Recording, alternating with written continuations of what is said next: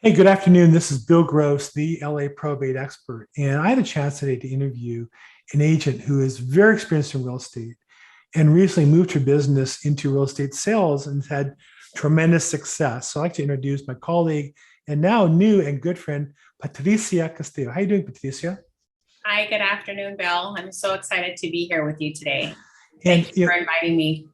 my pleasure. And for those of you listening, forgive me. I love to practice rolling my R's and C's in Spanish, and have to work on my accent. So I use her name as a consonant-filled name there. So it's a good opportunity for me. So Patricia, tell me a little bit about your background. Where'd you grow up, and then how'd you get into real estate initially? I'm born and raised in Los Angeles. I grew up mainly around the parts of Dodger Stadium, Echo Park, Inglewood, and now I live in Downey. And I first started in real estate in my early 20s. So I started off as a receptionist, and I had taken some typing courses in my early community college days at East LA College. So I was a really fast typist, and they saw that. So they moved me into the typing department where I started typing the preliminary title reports, the title insurance policies, different memos that they needed to get sent out and things like that. So that's where I started, was at a title company in Pasadena.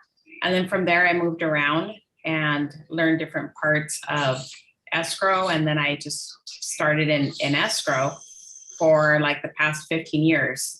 So I started off as an escrow assistant, getting trained, and then up to escrow officer. And then you moved into real estate sales about a year ago. Right. So about 2 years ago, 2019, I was diagnosed with breast cancer. That time I had about a year to take off of work, to have, a couple of surgeries and undergo chemotherapy and radiation. And during that whole time, you just have a lot of basically time to sit and think about what it is that you want to do. Should you get past this whole journey? So coming out of my treatment, I just thought, I do love escrow, but I also wanted to focus my background and capitalize on my experience and just see how I can basically help other people. So that's what really changed my focus at that time. Was I wanted to spend more time networking with people, interacting with different people, and just seeing how I can help solve their problems. So that's basically what started me, was in 2019 when I decided to get my real estate license. So you got your license, and then you started practicing just about a year ago. You officially got your license and joined our company, correct? Yes. But really didn't start full time in the business because the old company was holding on to you until about March or so, I think. Right. That's correct. March of this year, 2021. And so when you started, you and I met, and you and I met initially because you needed somebody to mentor you, you thought. And so we have a formal mentor program that you joined when you joined eXp Realty, correct? Yes. Now, what did you know about that before you signed up for it? Well, I knew that I had done some research. I had interviewed with other brokerages as well. And so I had done my own research before joining eXp, and just to learn about what that mentorship program was about. So it seemed very appealing to me. And so that's why I decided to join eXp. I didn't even go with another brokerage at first. Some new agents kind of move around a lot, but this is my first brokerage, but I know that I won't be moving anytime. Well, so what did you think about the mentor program when you signed up initially? Besides, I was good looking and charming. Besides Right, absolutely. that, what were your expectations when you joined the program? My expectations were more along the line of feeling supported, feeling, that I was getting the help that I needed as far as any questions that I had, or even though I had a strong escrow background, but there's still questions that come up, regarding scenarios and things like that. And so that's really what was important to me, was getting training and support And so that's what the mentorship program is about. Now, during your time as an escrow officer, not even as an assistant or typist, just as an officer, about how many transactions were you responsible for closing real estate transactions as an escrow officer? Well, monthly, we normally closed over 100. So it ranged between 100, 150. That was, what our unit basically was able to handle. And that was a combination of refinances and sales. And how many years were you an escrow officer? 50, about 7, but I was an escrow for over 15. But even those 7 years, 84 months, that sounds like about 8,000 real estate transactions you were personally responsible for as the escrow officer. Yeah, that's correct. That's a lot. That's a You've lot of seen deals. a lot of things. That's a lot of transactions. A lot of crazy people. Yeah. A lot of crazy people trying to cut corners and fake things out. And right, you've seen some, I would think, some wild stuff. Yeah, there's a lot of problems that people have with their title, and they don't realize what issues they create themselves by having different transfers of ownership recorded, or possibly getting a second lien on their property, whether it's their primary or investment, and that money is coming from a private lender. And so what happens with a private lender is that typically they don't record a reconveyance to remove that lien off the property. So back in the day, private lenders were lending money back and forth, and those reconveyances were never filed. So here they are trying to sell the property, and we're kind of up against the wall because there's that lien holder that had lent the money, they've already passed on. They might be deceased by now. And so you have to figure out a way for your client to still sell the property and help them and the brokers get past this issue. So we had a lot of things like that we would help our clients with. How many different times have you sat with a customer with a set of escrow instructions to get signed? Oh gosh, that's something we would do weekly. I mean, there's different things that they pick apart on escrow instructions, some things they may not understand.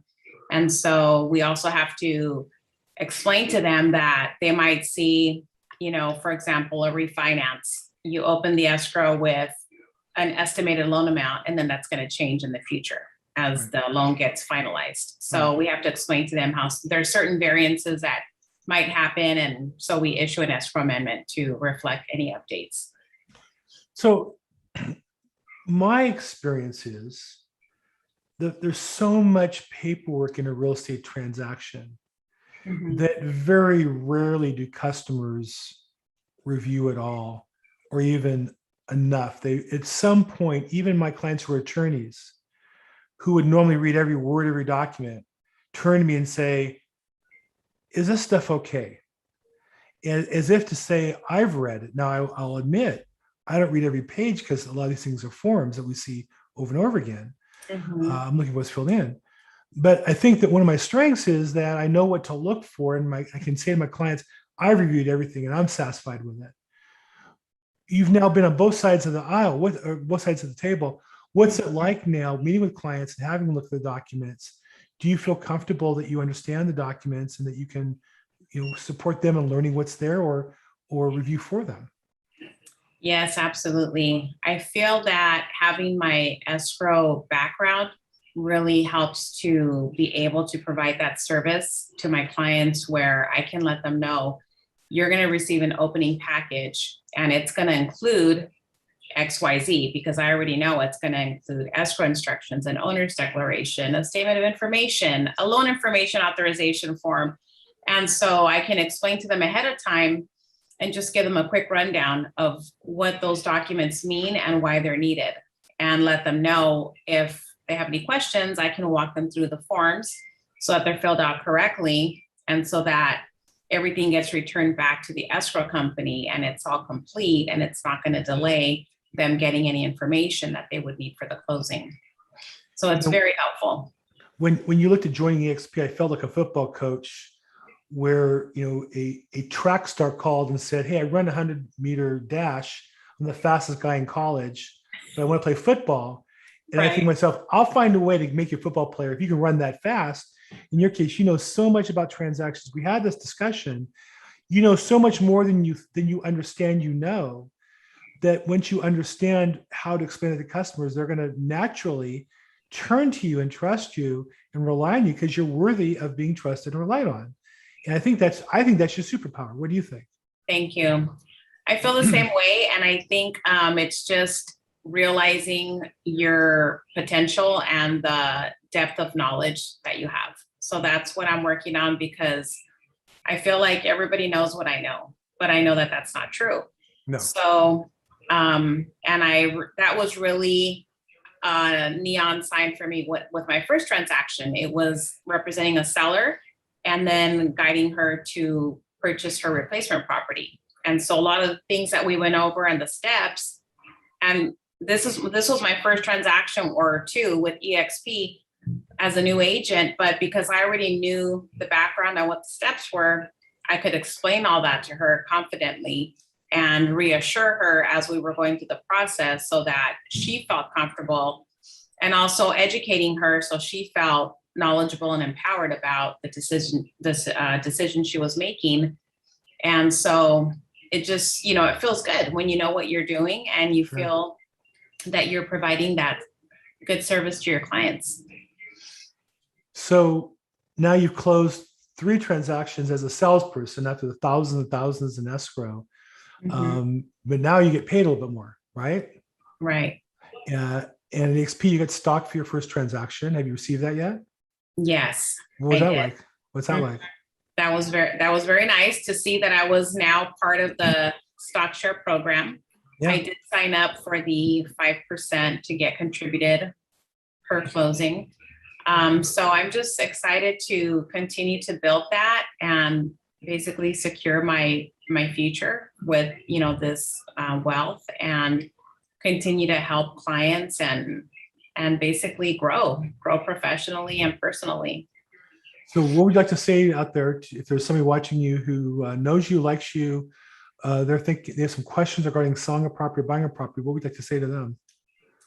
I would like to say, reach out today. I'm always available. And I would say 90% of the time I answer my phone. If not, I return your call immediately, but I am here and happy to assist you in anything I can. And if I don't have the answer, I will definitely get the answer for you. I'm backed by a brokerage with over 67,000 agents worldwide. And we have a very strong presence and footprint in real estate across the globe. So there aren't any boundaries that we normally come across. So we have a very successful brokerage, and I'm so happy to be a part of EXP. So if you guys need anything, I am here to assist. Now, you've met other agents, other companies, and my experience of newer agents is they're just overwhelmed, even at EXP, more so because they're overwhelmed with the process, and then we're fire hosing them with all of our sources and resources. But for a new agent who's at another company who's struggling and wonders, how can I get 3 transactions in the next year or more going forward? Right. What would you say to them? What could they look for that would help them out of their slump or to help them get started? Sure. It's something, that you really have to work on and be diligent about. You have to network and meet people, not just clients, but also other agents. You have to network and talk with other agents that are successful and watch what they're doing, even though you're not a part of their team. But just reach out and see if you can help them with something. I actually had 2 closings with another agent within EXP before I even had these 3 last closings that I had. So that's what I did. As soon as I joined EXP, I was networking with other successful agents and seeing how I could be of service to them. And I was hired to assist with a couple of showings, and I was paid a percentage of that commission. So that really helps. And I think it's just getting to know as many people as you can, because even though real estate, it seems like it's a large business, but it's a very small world, and you'll get to know a lot of people.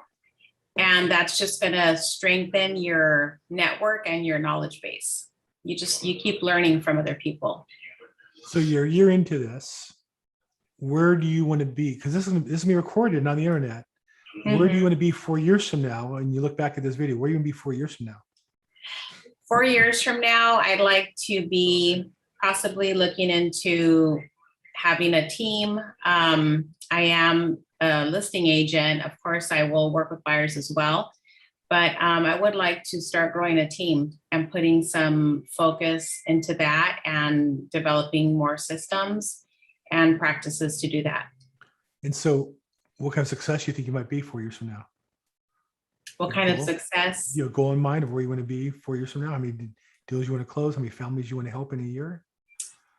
I would like to close, as far as numbers wise, I would say between 150 to 200 a year. Yeah, so you're gonna be busy.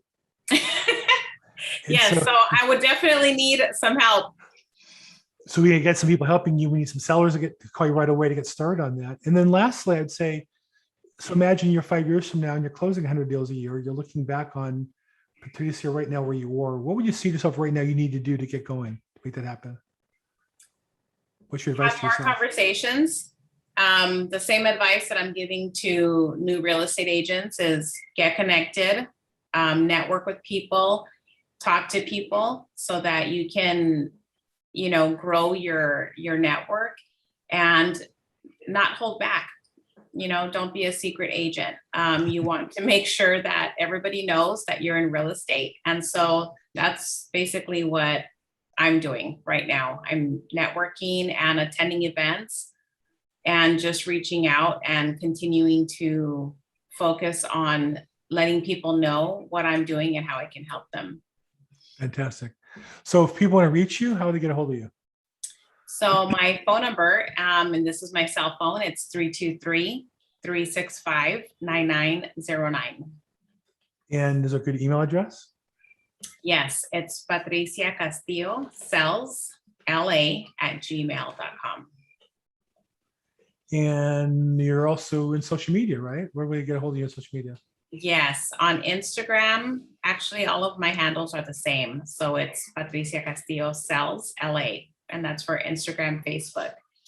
And I just started a YouTube channel, so I'm working on that. And, of course, there's things that you need to do to grow your channel and think about your content that you want to deliver so that it's helpful to other agents and informative and educational. So that's what I'm working on right now. Fantastic. Well, look, Patricia, I'm very proud of your success, probably a small part. You fired me Friday as your mentor officially. Now we're colleagues, we're on the same team. But I think you brought a lot to my business, your knowledge and experience. You helped me with a client getting some papers explained. So I think that you're an expert in those areas. But I take a lot of pride in seeing your success, but also seeing your future kind of unfolding before you. So congratulations. Thank you so much, Bill. And thank you for all your support. My pleasure. A huge supporter. Fantastic. Thank you so much, everybody. You know how to reach Patricia. We're going to put the contact info in the notes as well. And have a great day.